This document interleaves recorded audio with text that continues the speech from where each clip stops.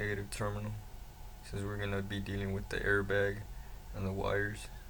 So yeah, make sure you remove this.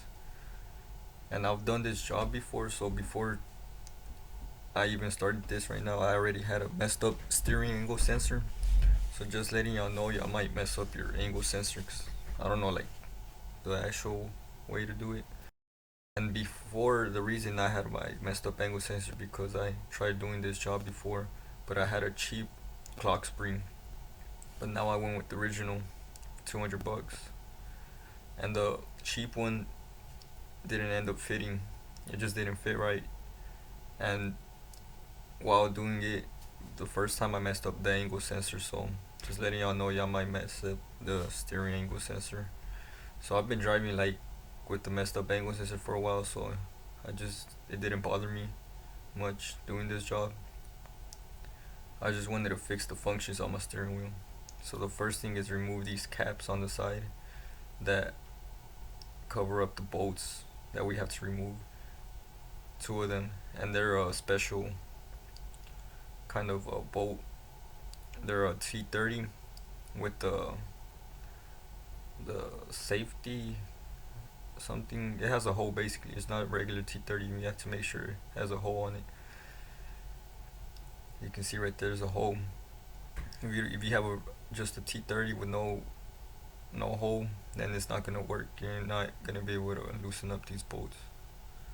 And it's two of them, one on the left and then the right side. Mine was kind of stripping, so I have two new bolts I had ordered. I ordered them from Z1, so I'm gonna be using the new ones when I install them back. As you can see right here, I'm bolting the right side one, and if it falls inside the steering wheel, it's alright, because you'll be able to get it back in a bit when we take off the airbag.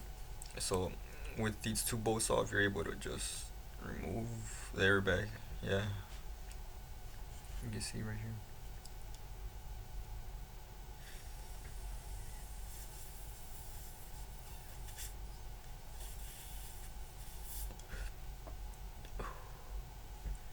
And the airbag has two connections that you're gonna want, like a small flathead if you have one, or like a pick to lift up these black tabs. You'll see me, you see the yellow one is already lifted, but you'll see me do the orange one. Just make sure you don't break these connectors. Well, for these it doesn't matter because the new Clockspring comes with these connectors, so but just be careful either way. But these connectors will be replaced with the new Clockspring. As you can see, you lift up the black connector, you'll hear it click. Once it clicks, you know you unlocked it. You're able to remove them easy like that, pop them out, and your airbag is off the steering wheel. And put that on the side. Next, we're able to take off the actual steering wheel. It's being held on by a 19mm nut. Remove it. And then right here, I'm showing y'all the gray connection you have to remove. And then just move the other wires out the way, the yellow and orange one, and just move out the steering wheel.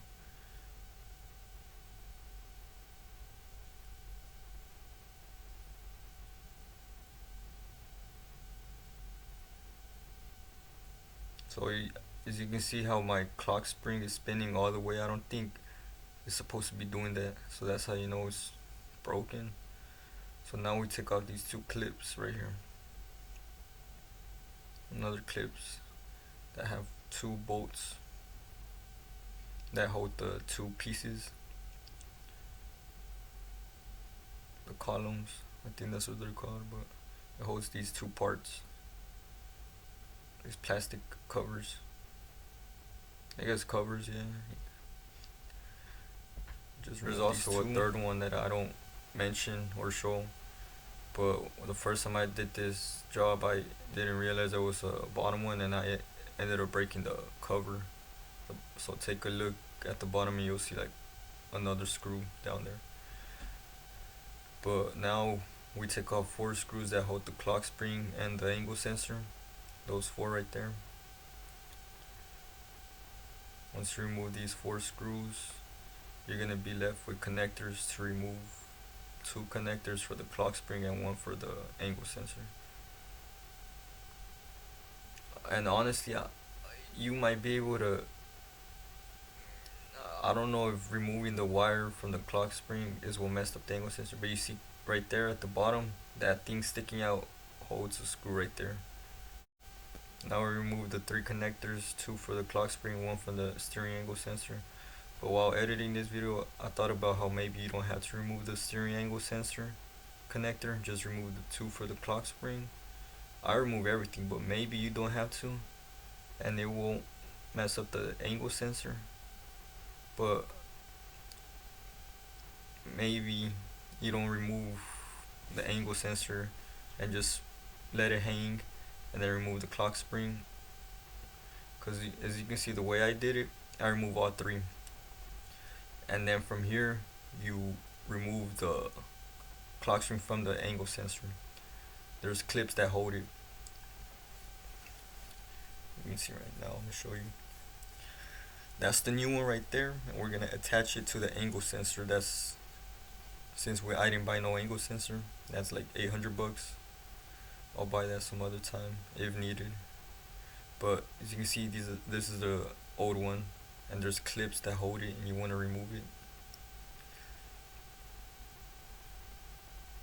And then attach the old angle sensor to the new clock spring. And now I attached it, and the new clock spring has a clip right there that I just showed. You're gonna want to remove the clip, and then in order to attach these things, you have to look at the back and align them. The angle sensor is gonna have those 2 teeth, and then you feed it on. You move the clock spring, you twist it around to its center with the openings, and then you'll know. And then make sure that when you put it back that it's straight. The white piece is up, the wires are at the bottom.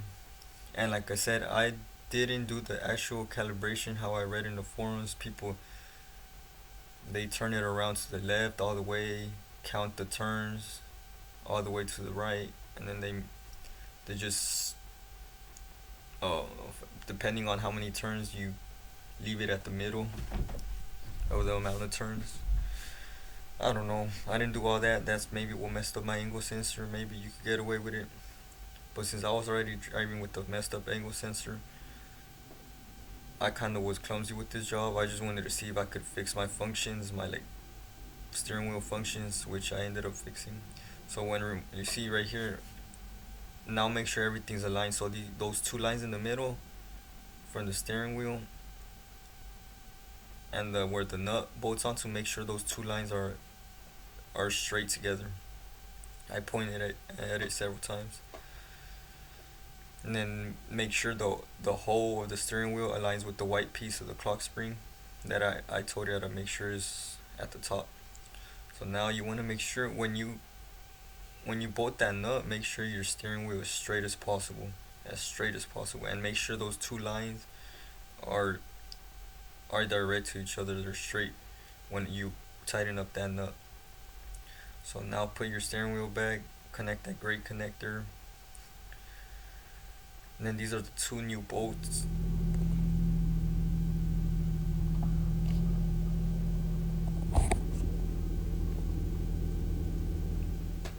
That right there was me pushing the buttons to test it out, and it did work. And this is the box it came in, the clock spring with the part number. But like I said, for me in my case, I tried doing this job before, and like messed up the angle sensor the first time,